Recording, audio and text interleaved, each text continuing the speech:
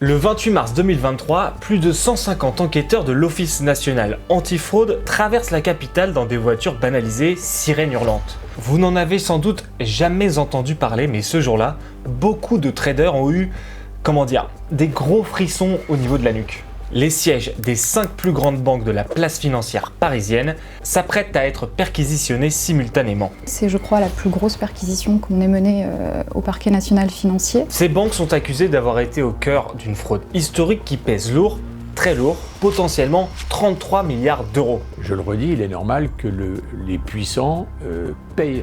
Je m'appelle Harold Grand, je suis journaliste vidéo aux Échos et pour la première fois de ma vie, j'ai mis le pied dans un tribunal, pas pour suivre un procès, mais pour aller rencontrer ceux qui enquêtent derrière les salles d'audience. Bienvenue dans ce nouveau business drama sur la fraude Kumkum. Avant d'évoquer les Kumkum, il faut que je vous parle d'une autre fraude qui m'a interpellé au début de mes recherches. Elle n'a pas le même nom, pourtant elle est toujours citée quand on s'intéresse aux origines de cette histoire, les Cum-Ex. Globalement, ces pratiques frauduleuses ont été découvertes plutôt chez nos voisins allemands.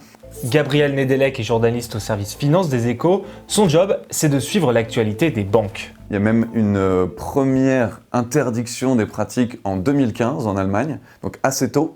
Mais ce qui fait exploser la chose chez nous en France, c'est en 2018, une enquête journalistique d'un consortium de journalistes qui implique plusieurs médias européens, qui montre que ces pratiques qui ont été bien identifiées en Allemagne et interdites sont en fait quelque chose de très répandu en Europe. Ces pratiques dont Gabriel parle n'ont qu'un but, tenter d'éviter de payer l'impôt sur les dividendes, c'est-à-dire la part du bénéfice d'une entreprise redistribuée une fois par an à un actionnaire. Dans le cadre des Cum-Ex, pour faire simple, un tour de passe-passe entre banques, sociétés écrans et actionnaires leur permettait de toucher le remboursement d'un impôt qu'ils n'avaient même pas payé. En France, ce type de montage frauduleux dans lequel le remboursement d'une retenue à la source est demandé via plusieurs crédits d'impôt n'est tout simplement pas permis par notre législation fiscale. Les banques trouvent une autre parade, celle des Kumkum inspirée des Cum-Ex. Et ce n'est pas moi qui vais vous expliquer comment ça fonctionne, mais cette femme qui Travaille principalement dans la lutte contre les infractions à la probité, c'est-à-dire la corruption, le détournement de fonds publics, ce genre de choses,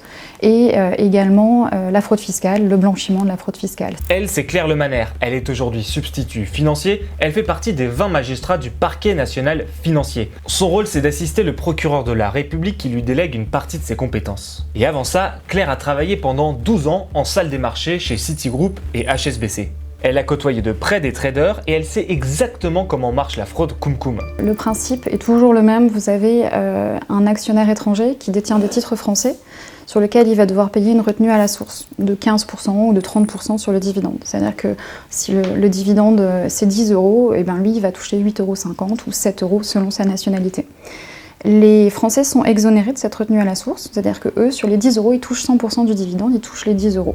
Je rebondis juste sur ce que Claire vient de dire. Pour ajouter une précision, les investisseurs français ne sont pas concernés par la fraude Kumkum puisqu'ils ne payent pas d'impôt sur les dividendes. Ici, ce sont juste les investisseurs étrangers dont il est question. Retour à l'explication. Imaginez que moi, je suis l'étranger, vous êtes l'intermédiaire français, donc moi, je suis soumis à cette retenue à la source. Ce que je vais faire, c'est que je vais temporairement vous transférer ce titre.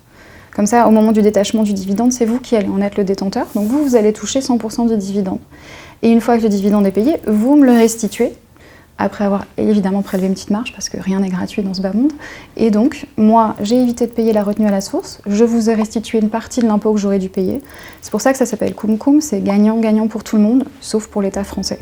Et quand Claire parle d'intermédiaires français, elle désigne les 5 plus grandes banques qui siègent à Paris. BNP Paribas et sa filiale Exane, Société Générale, Natixis, Crédit Agricole et la filiale française de HSBC. Précision importante, aujourd'hui 9 pays ont signé une convention fiscale avec la France qui prévoit que leurs habitants ne payent aucune taxe sur les dividendes. Il s'agit de la Finlande, de l'Arabie Saoudite, du Liban, de l'Égypte, du Koweït, des Émirats Arabes Unis, de Bahreïn, d'Oman et du Qatar. Et des établissements bancaires siégeant dans ces pays ont aussi été utilisés pour contourner l'impôt sur les dividendes.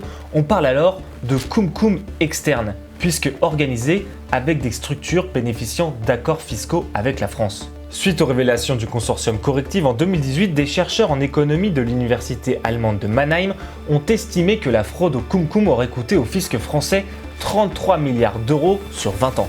Si on dézoome au niveau européen, on parle même de 140 milliards d'euros. J'ai simplement pris le montant total des dividendes des actions cotées à la bourse allemande.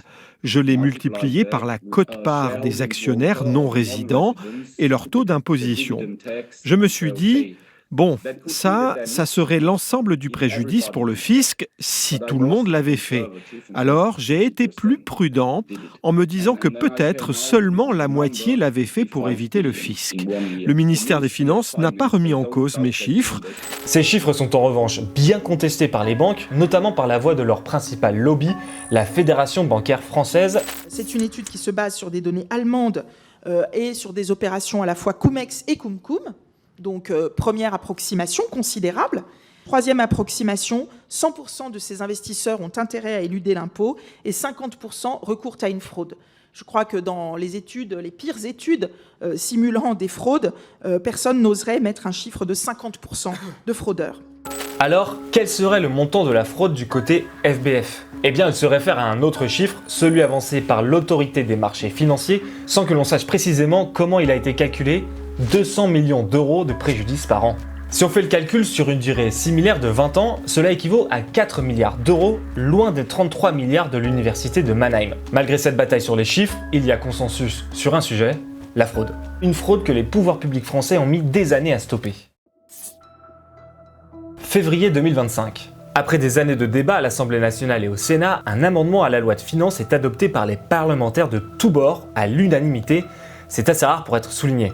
L'objectif de ce texte dit anti-cum-cum est clair, appliquer de façon beaucoup plus systématique la retenue à la source sur la taxe sur les dividendes dès que le bénéficiaire est un non-résident fiscal français. Et le tout grâce à 3 mesures. Ils ont renforcé la définition de bénéficiaire effectif. Le bénéficiaire effectif, c'est l'identité de l'actionnaire étranger redevable de l'impôt. Et historiquement, ce n'est pas si facile à identifier. Premièrement, parce que les banques tiennent à garder l'anonymat de leurs clients intact. Et deuxièmement, parce qu'elles estiment que cela rendrait plus difficile leurs opérations de prêt d'actions qu'elles utilisent dans tout un tas de placements financiers. La deuxième mesure, c'est qu'ils ont étendu un certain nombre de dispositifs anti-abus pour intégrer tout ce qui pourrait s'apparenter à de l'arbitrage de dividendes. Ici, l'objectif, c'est d'interdire la fraude cum-cum, même quand elle est incluse dans des instruments financiers plus complexes que le prêt d'action, comme ce qu'on appelle des produits dérivés par exemple. La troisième chose, c'est qu'ils ont étendu justement ce cadre aux institutions financières installées dans des pays avec lesquels on a des accords fiscaux. Bon, si c'était pas assez clair, je pense que maintenant vous avez compris, l'idée c'est de rendre le recours aux fraudes dites cum-cum impossible. Dit comme ça, on pourrait penser que tout s'est bien passé, alors que pas du tout. Donc on est allé rencontrer celui que l'on surnomme Terminator. Avant de vous révéler l'origine de ce surnom, je vais faire un tout petit détour pour vous expliquer pourquoi les parlementaires ont absolument voulu légiférer sur la question. Depuis leur révélation en 2018, les cum-cum sont considérés comme de la fraude fiscale par les autorités.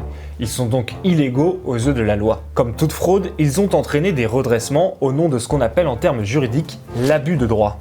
Comme son nom l'indique, cette infraction caractérise le fait de détourner un dispositif légal à son avantage. Ici, se servir d'une personne ne payant pas d'impôts, un Français ou un résident d'un pays jouissant d'une convention fiscale avantageuse avec la France, pour faire sauter l'impôt sur les dividendes. Et c'est dans ce contexte que le rapporteur général de la Commission des finances du Sénat, le membre des Républicains Jean-François Husson, aka Terminator, a fait voter l'amendement dont je vous parle depuis le début de ce chapitre. J'ai la conviction que si on n'avait pas avancé et adopté ce texte, les avocats continueraient de percevoir des honoraires et de faire des choux gras. Il a fallu ensuite plusieurs mois et beaucoup d'obstacles à franchir pour que Jean-François Husson et ses équipes voient leur amendement être voté, puis retranscrit dans la loi fiscale. J'ai ensuite eu un appel du ministre pour expliquer qu'il allait regarder de quelle manière le bulletin officiel des finances publiques allait pouvoir traduire ça dans une instruction fiscale et que donc il me soumettrait le projet. Problème, le 17 avril 2025, Bercy finalise l'instruction fiscale sans que le sénateur ne puisse la relire. Et là, surprise générale, cette instruction ouvre plusieurs brèches, dont des exceptions de non-application de la retenue à la source concernant l'impôt sur les dividendes. Des précisions qui n'apparaissent nulle part dans l'amendement voté au préalable.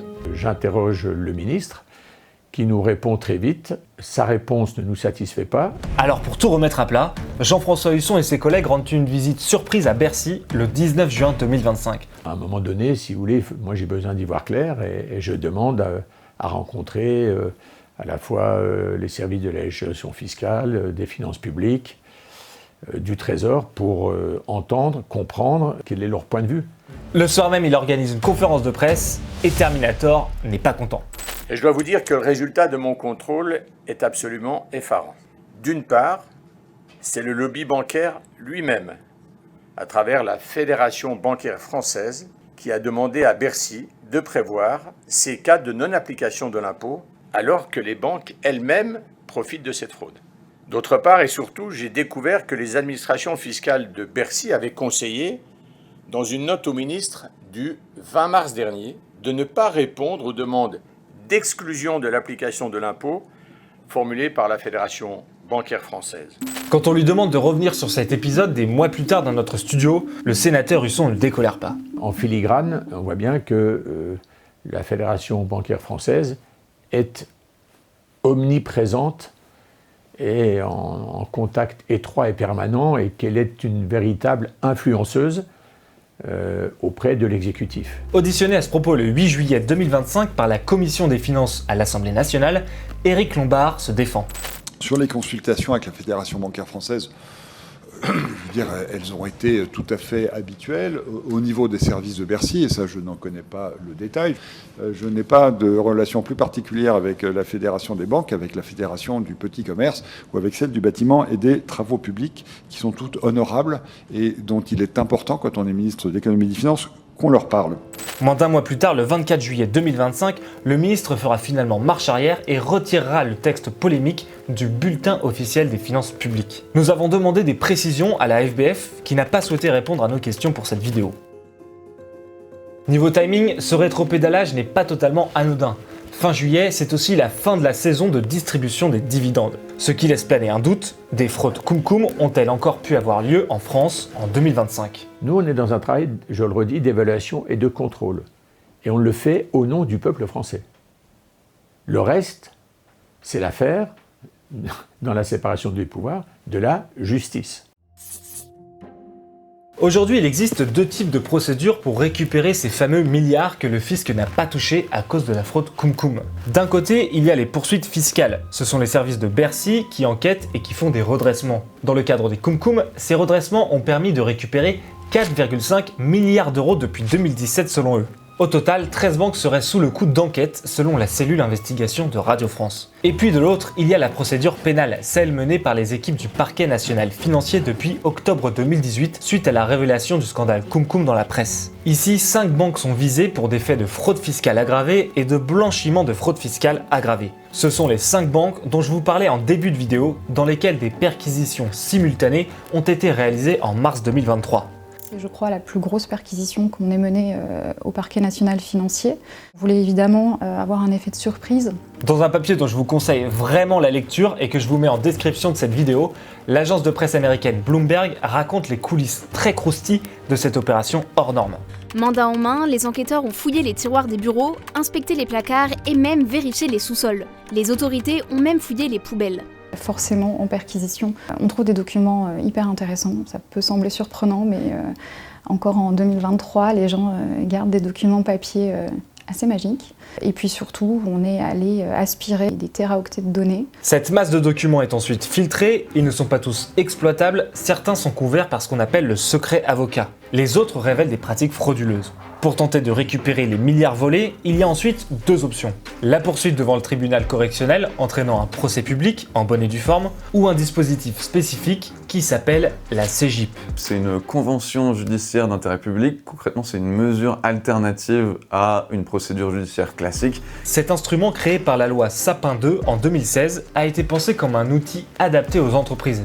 Concrètement, ça veut dire quoi ? Ça veut dire qu'on va signer, comme son nom l'indique, une convention avec la personne morale dans laquelle on va expliquer ce qui s'est passé, on va décrire les faits, on va décrire l'enquête. Dans toutes les CJIP, vous avez le parquet national financier considère que ces faits constituent du blanchiment aggravé, de fraude fiscale aggravée et autres. Il y a ensuite toute une phase de négociation qui se met en place. Son objectif, déterminer le montant que les personnes morales, c'est-à-dire ici les banques qui acceptent une CJIP, devront payer. D'abord une part dite restitutive, censée rembourser les fraudes commises, puis une part punitive. Tout ça prend beaucoup de temps et se décide à l'abri des regards. Bon, nous on aime bien gratter, alors on a quand même essayé d'en savoir un peu plus. Ça, je peux pas vous répondre. Vous pouvez pas répondre, ok. J'aurais tenté.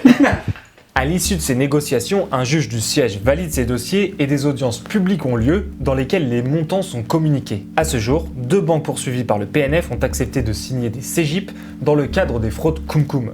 Le Crédit Agricole pour un montant total de 88,5 millions d'euros et HSBC pour 267 millions d'euros. Des montants bien en deçà de la réalité des sommes éludées et dues selon Solidaire Finance, le premier syndicat de la Direction générale des finances publiques qui dénonce cet accord entre la justice et les banques. Solidaire Finance alerte sur l'effet dévastateur de cette pratique qui pèse lourdement sur l'équité fiscale et le consentement à l'impôt, tout en diminuant l'effet dissuasif du contrôle fiscal et de l'administration fiscale. Autre point faible de la CEGIP, selon le syndicat, elle n'équivaut pas à un plaidé coupable et permet d'éviter des peines potentiellement plus lourdes dans le cadre d'un procès public. Évidemment, côté PNF, la CEGIP est plutôt perçue comme une première victoire. C'est des procès qui peuvent durer des mois, après il va y avoir un appel, après il va y avoir une cassation. Souvent, dans les dossiers de criminalité en col blanc, ils ont les moyens de payer des avocats, ils ont les moyens d'aller là-dedans, ils font systématiquement appel. Et je vous apprends rien si je vous dis que la justice est engorgée.